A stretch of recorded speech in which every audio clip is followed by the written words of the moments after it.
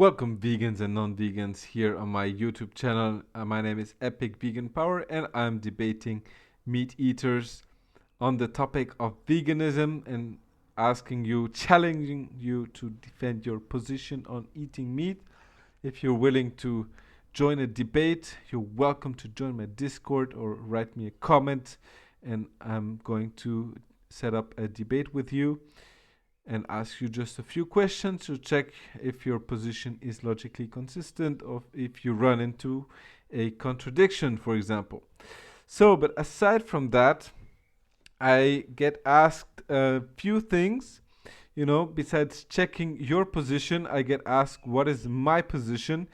And what meat eaters like to do is ask why it's okay to eat plants but not humans. You know, plants are beings, are like living things. Why is it okay to kill them and farm them for food, and but not animals and not humans? Yeah, what does I value as a vegan? What makes it okay to eat the plants? So that's an little introduction to name the trait on plants, plants versus humans. And how does the argument go? What traits would a human, possibly a vegan, possibly choose as not to run into any problems? And I had a debate few just days ago, and this individual, the Christian, he was saying, "I only value sentience." That was his guess, and I presented to him what the traits are that I value in the debate, and then he had no way to debunk that, of course, because I'm prepared.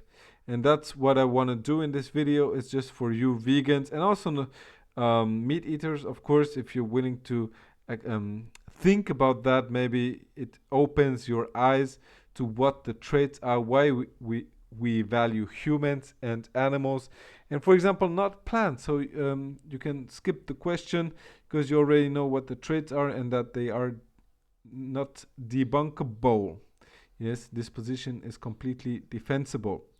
So I want to reveal the traits so you can do plant entity, and the traits are the trait is, yes, but we can split it in two. So we have one trait and it is value. So what gives the human value? It's value. Why do we value the human? Because it has value and the animal has value too. And why can we split it? We can split it into two types of value. You can also go watch Ask Yourself or Lichtblick. They have done videos on this also. Probably Dr. Avi too. I don't know. I haven't found a video yet from him talking about that. So value. What is value? So first we have intrinsic value. So the most meat eaters are right. What we value as vegans is sentience. So sentience meaning the ability to have feelings, to have a life experience, to have thoughts, or to have pain. Yes, to feel pain, feelings and pain and life experience and thoughts. So if we say the human has sentience, then we have to value the human, and also the animal has sentience, but it's not the only thing, and I will show it to you why it's not sufficient. So if we said it's only sentience, then we would run into this problem that we would just create a scenario, a hypothetical scenario, where we have a human that has no sentience. So it's a human in a comatose state. Would it be okay to eat that human?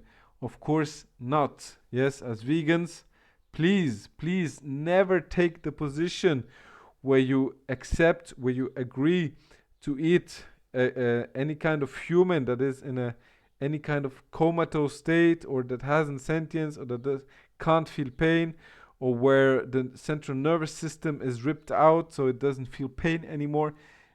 Don't take this position if you are not sure what the trait is. It's better to say I don't know what the trait is. if it's not only sentience, you see sentience runs into a problem. Don't run it, don't try to be consistent at all costs and accepting some irrational position where it's okay to eat those humans that are not sentient, that are in a comatose state or paralyzed or something like that. It's not okay to eat those, and that's the second part of value. That's what makes it not okay to eat those humans that are lacking sentience. So what is the second part of the trait? What is the second part of the value? It's extrinsic value.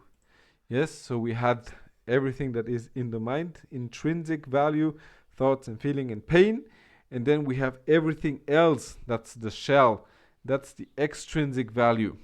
So extrinsic value has several things related to it. So for example, the relatives, when someone dies, you have parents, you have siblings, they might suffer from the pain they feel from your death. So that belongs to extrinsic value, and also being made out of flesh and blood.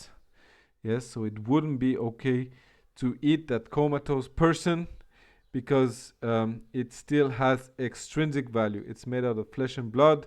It may have relatives that care for him and that don't want this person to die. Yes, that's why if this person is in a comatose state, we wouldn't want to kill it because it has extrinsic value. So on the other way around, if we had a human that didn't have extrinsic value, so we take, for example, a plant with the mind of a human, yes, it would be wrong to eat that plant. If this plant had sentience, it wouldn't have extrinsic value, it wouldn't be made out of flesh and blood, but it would have intrinsic value. It would have the mind of human, it would be able to feel pain, have a life experience, have thoughts and feelings. So it would be wrong to eat that plant that has sentience.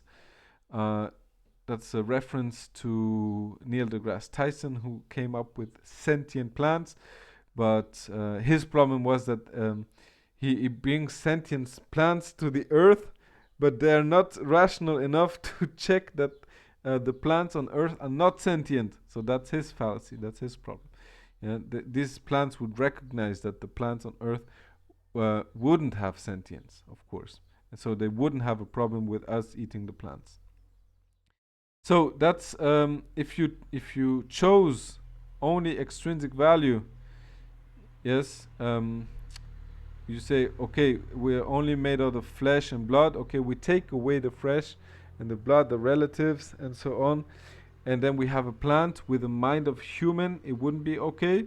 And if we take a human and we take away the intrinsic value, so it's in a comatose state, it wouldn't be okay to eat it because it still has extrinsic value. Okay, so if a thing has either intrinsic value or extrinsic value, or both of them, it's not okay to eat it. So, and that's why plants, it's okay to eat plants because plants don't have it. Yes, so imagine we do now the trait equalization process between humans and plants. We start taking away intrinsic value from humans. So we have a person that's in a comatose state. It doesn't have any feelings, any life experience anymore. It doesn't have thoughts. It doesn't feel pain. And then we take extrinsic value away. So this person that's laying on the bed, it can't feel anything. We take away the flesh, the blood, the organs, anything. We just make it out of wood or out of straw or out of plastic. And then it stops having family, it stops having relatives. It's just there on its own. It's a doll made out of wood, a puppet, yeah, like Pinocchio, but lifeless. Yes, would you have a problem, yes, with kicking that puppet with the doll, with sewing it? It's just a piece of wood. in the end. Would you have a problem with seeing a wooden arm in the shape of a human arm on the side of the road? No. If it was made out of flesh and blood, yes, you would have a problem.